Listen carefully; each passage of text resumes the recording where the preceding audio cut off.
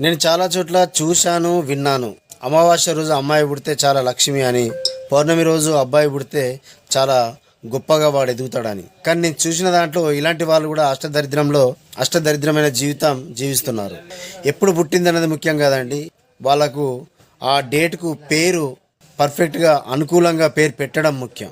కాబట్టి ఆ డేట్కు ఆ పేరు మ్యాచ్ అవుతుందా లేదా ఒక న్యూమరాలజిస్ట్ని కలిసి చూయించుకోండి, లేదా నా వాట్సాప్ పెట్టండి.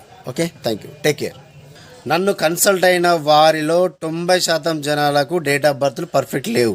డేట్ ఆఫ్ బర్త్లో ఆ నిమిషాలు క్షణాలు కూడా చూడాలి. అప్పుడు మాత్రమే జ్యోతిషం పర్ఫెక్ట్గా చెప్పగలుగుతారు. లేదంటే మొదటి అక్షరంతో పలానా రాశి అని చెప్పేసి జ్యోతిషం చెప్తారు. పేరులో ఒక మొదటి అక్షరమే పనిచేయదండి. పేరులో ఉన్న ప్రతి అక్షరం మీ పైన ప్రభావం ఉంటుంది. కాబట్టి దగ్గరలో ఎవరైనా న్యూమరాలజిస్ట్ ఉంటే ఒకసారి మీ పేరు చూపించుకోండి. నంబర్లు వీకుంటే మంచి స్ట్రాంగ్ నంబర్లు పెట్టుకొని, బలమైన నంబర్లు పెట్టుకొని మీ జీవితంలో